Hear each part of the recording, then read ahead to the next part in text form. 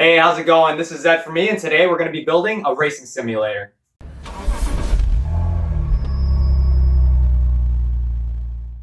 This winter, it's been pretty cold here in New York. It's been dropping down into the teens, and in the evening, sometimes into single digits. For some of you guys, that might not be cold, but for here in New York, that's pretty cold.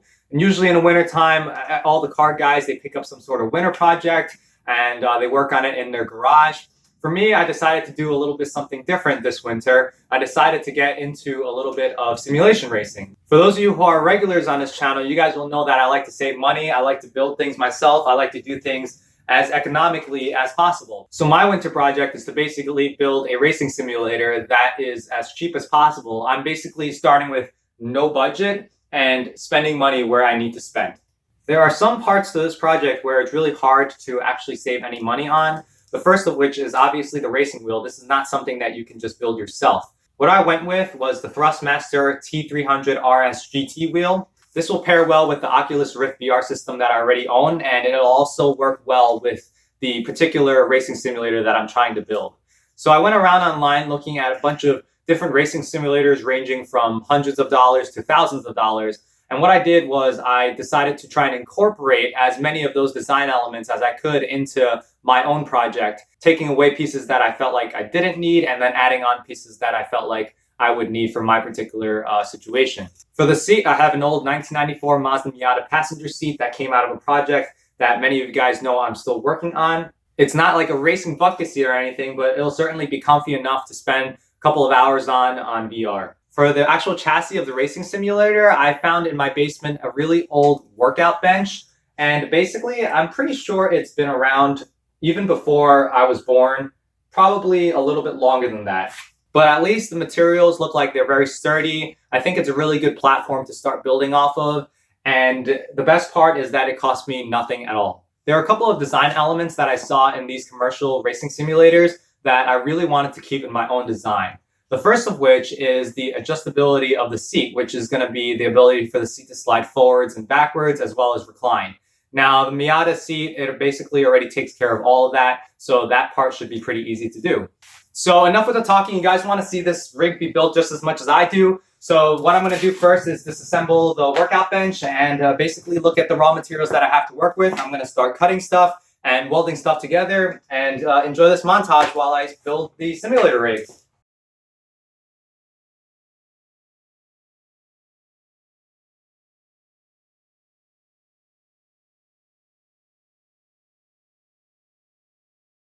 This is actually coming out better than I thought it would. The pieces seem to all match up the way they're supposed to.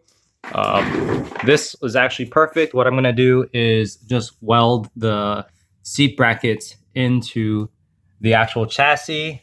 And then the front here, I'm just going to drill holes where that lines up, and this will sink in. And that should be pretty sturdy there. All I'm going to do at this point is some more disassembly and basically welding on pieces together.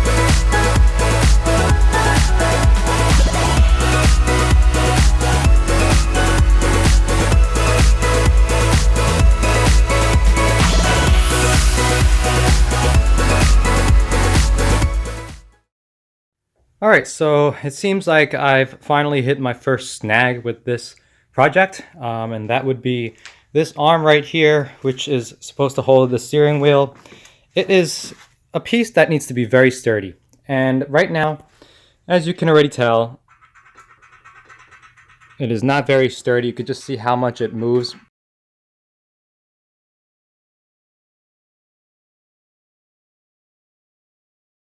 Essentially what I'm going to do is hack off wherever I want the steering wheel to be, put a plate here, and then the steering wheel is going to go there. In order to eliminate the torque and the lateral torsion that makes this part very weak, what I'm going to do is add an additional support over here, kind of like you saw in the time lapse. But basically this will go over here, and then it'll attach to another piece, probably this piece over here, or maybe even one of the pieces there when I cut it off. And essentially this will attach back to here, and it'll create this pattern right here, which will lock this all together.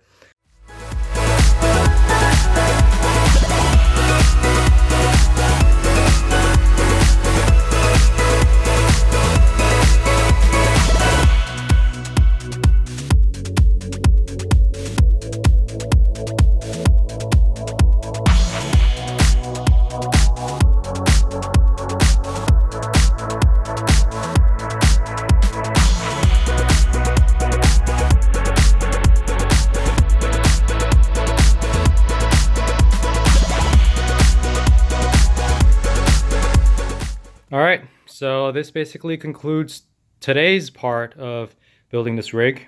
Unfortunately, I don't have the actual racing wheel like I said yet, so that'll have to wait for a different day. As have that racing wheel, I'll actually be able to start mocking stuff up and making sure that, you know, like my racing wheel is actually in the spot that I want it to be in. I don't want to have to find out later on that it's either too high or too low and I need to devise something else. And so now I'm just going to wait for that wheel to arrive, and then I'll update you guys as soon as it does. Alright guys, so an update from where we left off. Where we left off was actually a couple of weeks ago, and I was waiting for the T300 RS GT wheel to actually arrive, and it took a lot longer than I expected to arrive, so I haven't actually been able to work on this project too much. But now that the pieces are here, all I'm missing is actually the TH8A shifter, which should come at a later date, but I already have the provisions for it right here. And really with that one, it's just going to be higher or lower, so I have no problem with just kind of slicing off where I need to and then throwing the shifter where it needs to be. But now that the pedals are here, I've realized a couple of things. I mean, the wheel and the pedal are here. Realized a couple of things. The main thing is that this really should have just been 90 degrees, because now the steering wheel would be sitting like basically like all the way up here, and clearly that's not a good positioning for the steering wheel. Somewhere right here would probably be good, which if that were, I think, 90 degrees, that would kind of line up with where the steering wheel needs to go. So what I'm going to do with that is basically cut it off there and level it out so that this beam is actually 90 degrees or parallel with the ground. The next thing for the pedals is I realized that with the pedals where they are right now, I have this set up where like I'm 5'9.5", almost 5'10", and there will be obviously people taller than me, obviously people shorter than me, and I'm pretty average. So I basically set this Miata seat in the middle of where it would be, and I want to make it comfortable for me to drive in that position. Right now, as you can see, if I have this sitting where it is way too far. My legs are completely straight. So what I'm actually going to do here is, first of all, I'm going to angle it a little bit so that it would get closer in that way, but I'm also going to move it closer. And by moving it closer to right about here, I'll actually be able to reach the pedals, and then shorter people can come closer, taller people can move farther.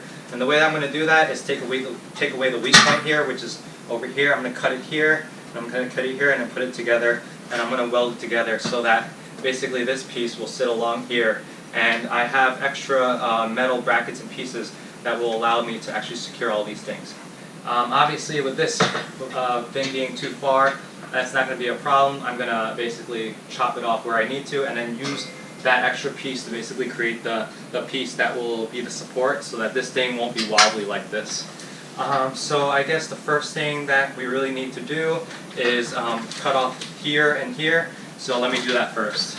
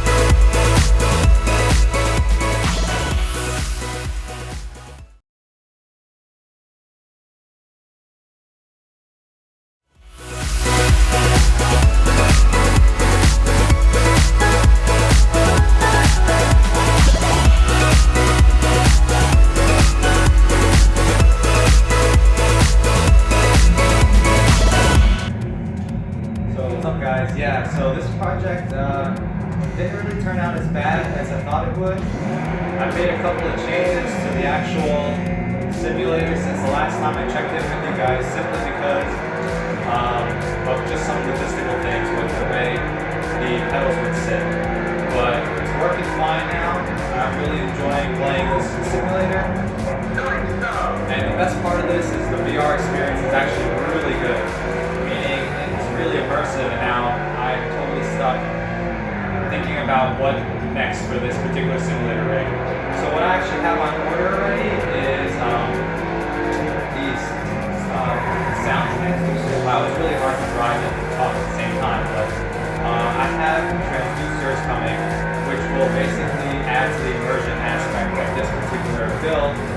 I don't have plans for motion just yet, simply because the jump into actual motion rigs are really expensive, over $1,000. So what I'm thinking of doing first is the transducers, which you should stay tuned for if that's something that you're interested in. But otherwise, this rig really came out the way that I really wanted it to. Ergonomics-wise, it's a lot better than the first iteration that I had, which was basically the pedals were way too high when the actual pedals sat on the bottom of the rig. And now, because they're inverted, I was able to basically lower where my feet are. And so the ergonomics are perfect, meaning in this VR right now, what I see where my hands are and where my legs are inside the game is actually where they are in real life. And that really adds to the immersion aspect. So for those of you guys who are interested in following this entire build, the next thing that I'm going to do is put rumble pedals, and then wait for the shifter to come, put some rumble packs into the shifter, and then I'll end it off with tactile transducers in chassis mode, which will basically allow me to feel at four corners the different things happening, like the suspension or rumble strips or so that sort. So thank you guys for watching. If you guys have any questions, feel free to leave in your comments below. I'm Zed for me. Thanks for tuning in again, and I'll see you guys next time.